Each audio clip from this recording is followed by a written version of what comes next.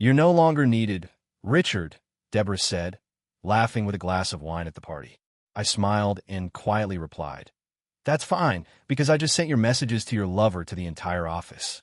Her face went pale as I turned and walked away, leaving her to face the consequences of her betrayal. Richard's keys jingled as he locked the front door of their suburban Seattle home, the sound sharp against the evening quiet. He carried a tray of grilled burgers to the backyard, where neighbors laughed over beers at their weekly barbecue. Deborah, his wife of 7 years, stood by the fire pit, her phone glowing in her hand. She typed rapidly, her lips curving into a smile that didn't match the one she used to give him. Richard set the tray down, watching her from across the yard. She hadn't noticed his gaze, or hadn't cared to. "Food's ready," he called, his voice steady despite the knot in his chest. Deborah glanced up, her smile fading as she tucked the phone into her pocket. She joined the group, chatting effortlessly about her latest marketing campaign, her charm pulling everyone in. Richard flipped another burger onto a plate, his mind elsewhere. 2 nights ago, he'd seen a message flash on her screen when she left it unlocked on the counter. "Meet me at the hotel, 8 p.m. Jake, her boss. The name burned in Richard's thoughts as he served the food. He didn't confront her that night. Instead, he waited, observing. Deborah laughed too loudly at a neighbor's joke, her hand lingering on her phone like it was an extension of her. Richard passed out plates, his smile practiced, hiding the suspicion clawing at him. After the guests left, she kissed his cheek absently and said she had work emails to catch up on. He nodded, watching her disappear into the study. The door clicked shut, and he stood alone in the kitchen, the silence heavy with questions he wasn't ready to ask. The next morning, Richard woke to an empty bed. Deborah's side was cold, her pillow untouched. A note on the fridge read, "Early meeting, back late." He stared at the words, his jaw tightening. She'd been leaving earlier and staying out longer for weeks, always with an excuse: client dinners, project deadlines, team retreats. He poured coffee, the mug warm in his hands, and made a decision. He needed proof before the doubt consumed him. At noon, while Deborah was at her downtown office, Richard sat at his desk, his laptop open. He worked as an IT specialist, skilled at finding patterns in chaos. Her phone synced to their shared cloud account, a detail she'd forgotten. He hesitated, his cursor hovering over the login. This wasn't who he was, but the memory of that message pushed him forward. He accessed her texts. The conversation with Jake was buried under work chats, but it was there. "Can't wait for the weekend. Book the suite." Deborah's reply, "Perfect. He won't suspect a thing." Richard's stomach churned. The dates aligned with her upcoming work trip to Portland. He copied the messages, his hands steady despite the rage simmering beneath. Then he checked her email, finding a confirmation for a hotel reservation. 2 nights, a king suite, booked under her name. A receipt for cocktails and a room upgrade was attached.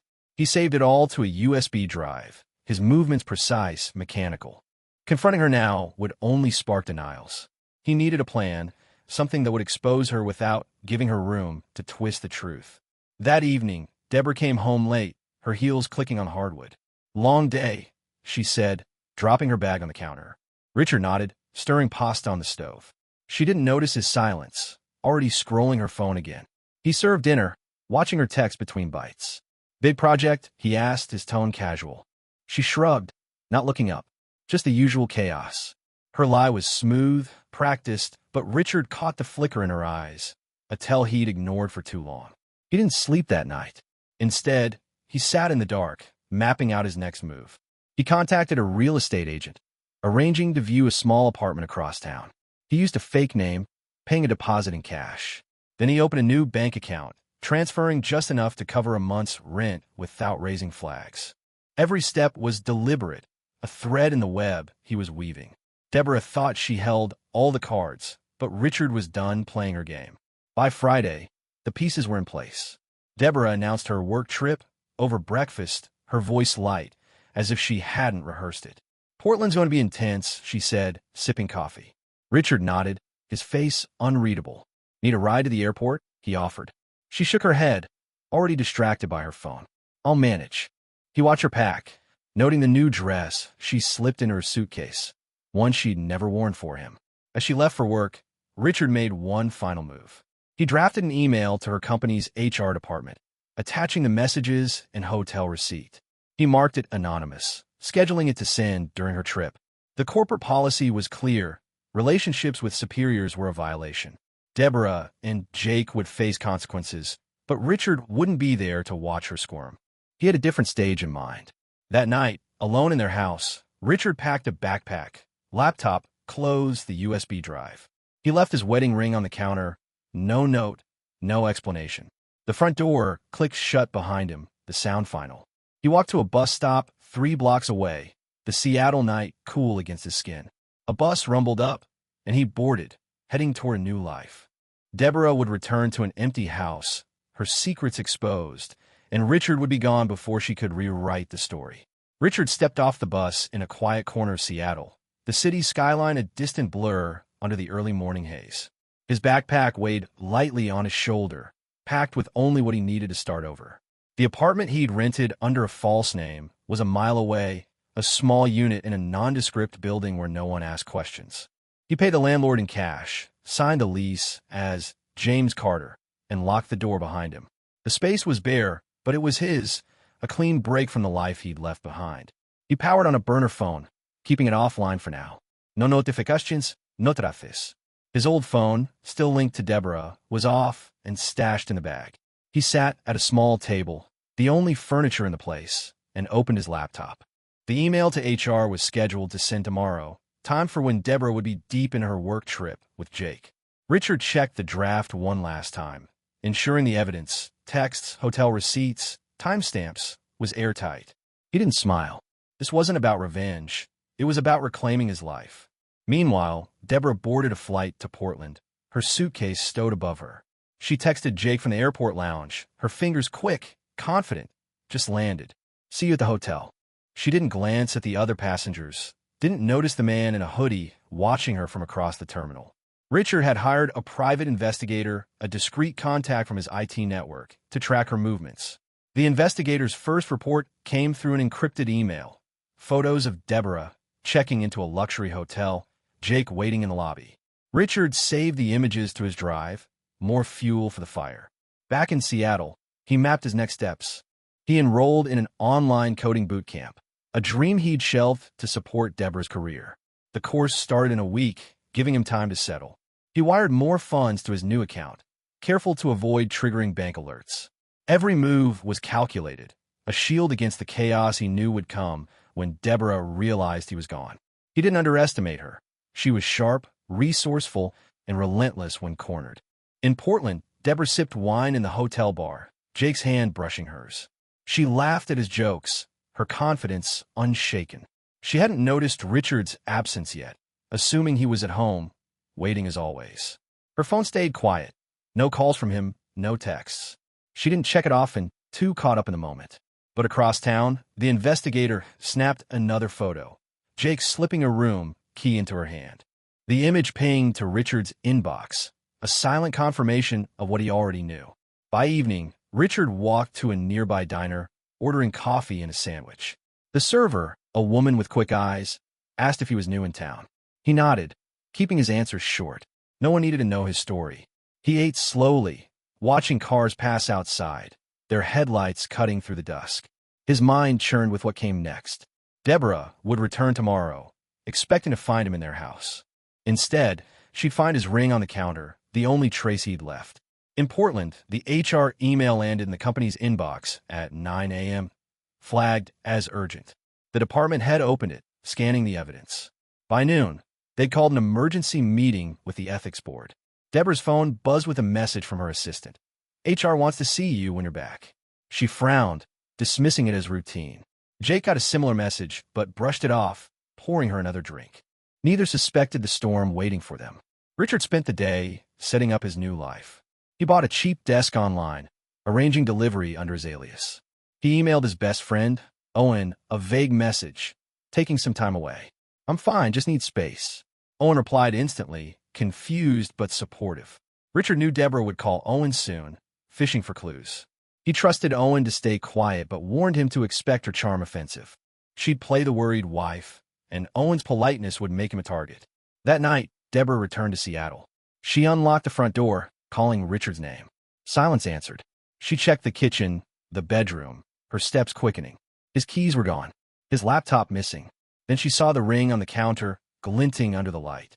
Her breath caught, not from sadness, but from the realization she'd lost control. She dialed his number, straight to voicemail. She texted, her words sharp. "Where are you? This isn't funny." No response. She called Owen, her voice trembling just enough to sound convincing. "I'm worried about Richard," she said, pacing the living room. "He's not himself lately."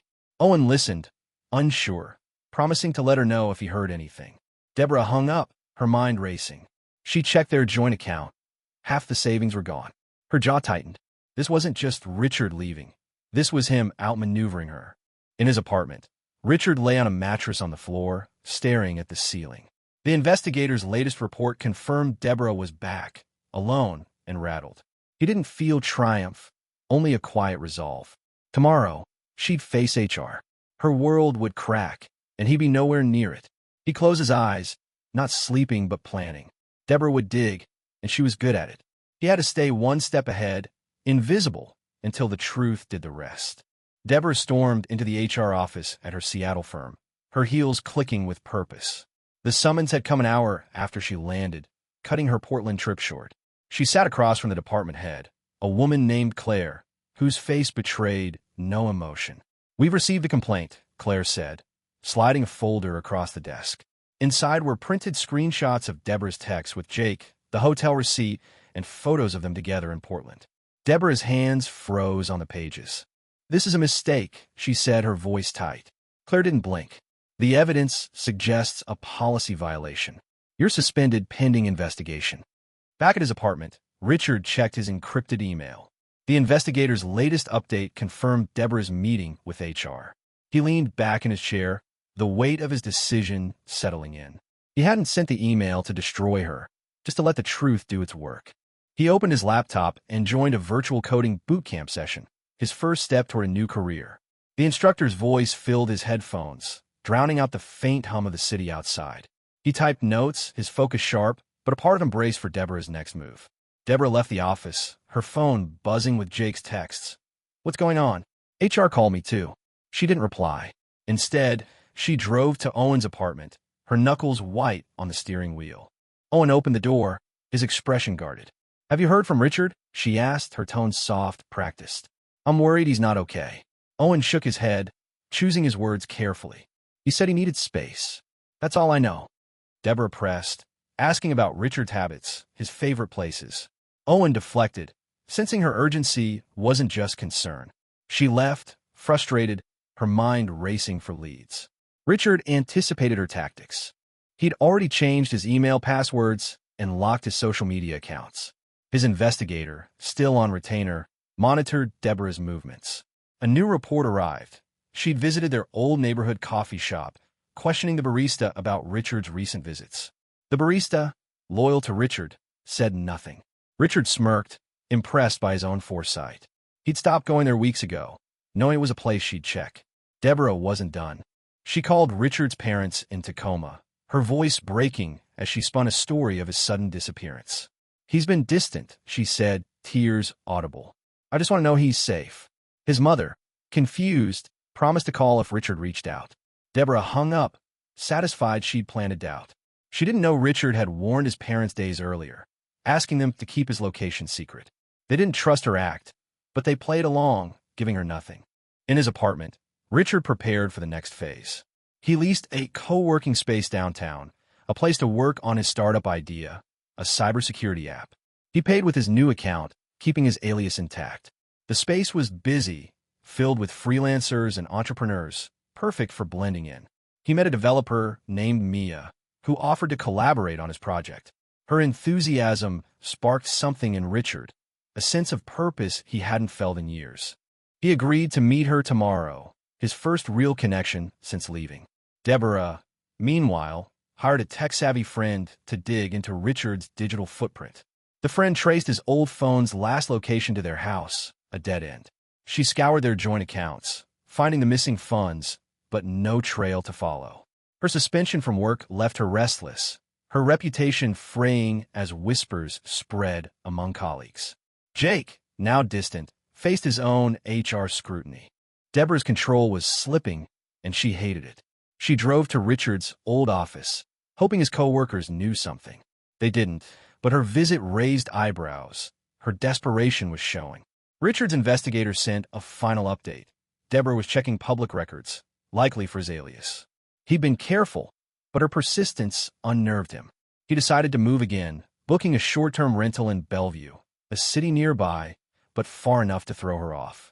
He packed his laptop and essentials, leaving the apartment spotless. Before leaving, he sent Owen an encrypted message. "She's digging. Don't trust her." Owen replied, "Got it. Stay safe." Richard boarded a bus, the city lights blurring past, his resolve hardening. By evening, Deborah sat alone in their house, scrolling through Richard's old emails on their shared computer. She found nothing recent, only memories of a life she'd taken for granted. Her phone rang. HR again, scheduling a formal hearing. Her career hung by a thread, and Richard was nowhere to be found. She slammed the laptop shut, her frustration boiling over. For the first time, she wondered if he'd outsmarted her for good. Richard arrived in Bellevue, settling into the new rental. He powered on his burner phone, checking for updates. A single message from his investigator. "She's getting closer. Be ready." He nodded to himself, knowing the game wasn't over. Deborah would keep hunting, but he was done being prey. Tomorrow, he'd meet Mia and start building something new, not just an app, but a life where he called the shots. Richard settled into the Bellevue rental, a compact studio overlooking a busy street. He unpacked his laptop and connected to a secure VPN, ensuring his online activity stayed hidden. His coding boot camp progressed, and his meetings with Mia at the co-working space sparked progress on their cybersecurity app. She brought technical expertise, he brought vision.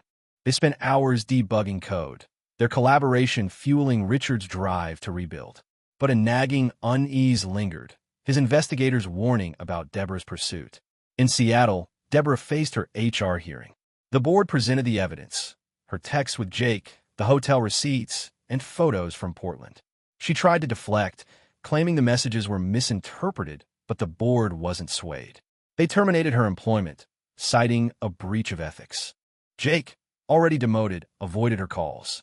Deborah left the office, her career in ruins, and drove to a bar, ordering a drink she didn't finish. Her phone stayed silent.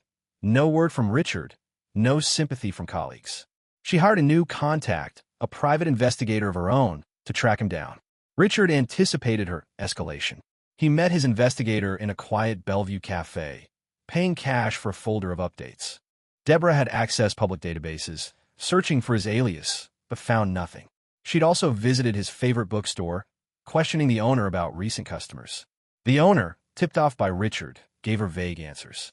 The investigator handed over a photo, Deborah at the bookstore, her posture tense, eyes scanning the crowd. Richard studied it, recognizing her determination. She wasn't grieving. She was hunting.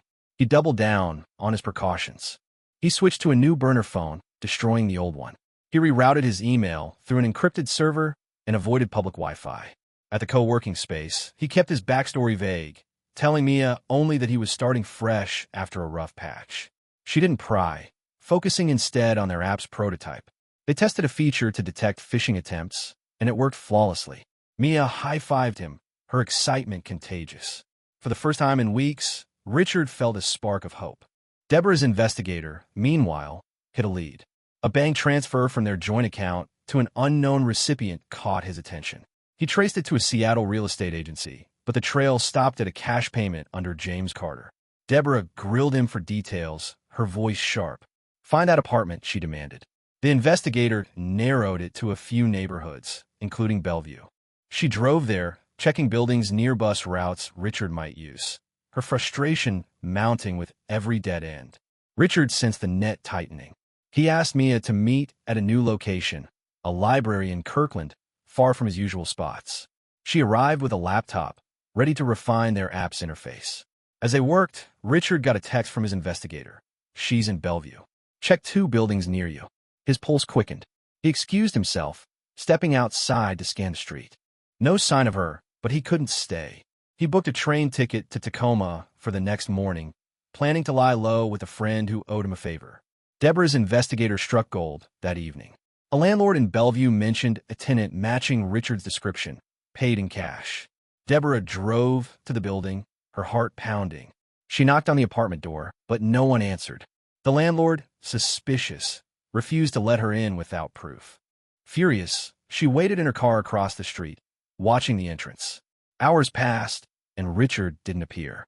She didn't know he'd already left, his backpack slung over his shoulder as he boarded a late-night bus to Tacoma. In Tacoma, Richard crashed on his friend's couch, a temporary hideout. He checked his email. The app prototype was gaining traction in the boot camp's feedback group. Mia suggested pitching it to a local startup incubator. Richard agreed, drafting a proposal under his alias. The work kept him grounded, but Deborah's pursuit gnawed at him. He contacted his investigator, instructing him to feed her a false lead, a fake sighting in Portland. It would buy him time. Deborah took the bait. Her investigator reported a man resembling Richard at a Portland tech meetup. She booked a flight, convinced she'd corner him. At the event, she scanned the crowd, her hope fading when no one matched his profile. Her investigator admitted the lead was shaky, and her anger flared. She flew back to Seattle, her resources dwindling, her reputation in tatters. Friends stopped returning her calls, sensing her story didn't add up. Richard, safe in Tacoma, finalized the app pitch with Mia. They submitted it to the incubator, earning a meeting next week. He felt the weight of his old life lifting, replaced by a future he could shape. But he knew Deborah wouldn't stop. She'd lost her job, her lover, and her control, all because of him. He braced for a final move, knowing she'd push harder when cornered. The game was far from over, and Richard was ready to play it to the end. Richard stood in a Tacoma coffee shop, rehearsing his pitch for the startup incubator. His laptop screen glowed with slides for the cybersecurity app he and Mia had built. The meeting was in 2 hours, a chance to secure funding and turn his vision into reality. He texted Mia, confirming their strategy, then checked his burner phone. No new alerts from his investigator, but Richard knew Deborah was still out there, circling closer. He sipped his coffee, scanning the room for unfamiliar faces, his instincts sharp. In Seattle, Deborah sat in a rented office, her new investigator poring over data.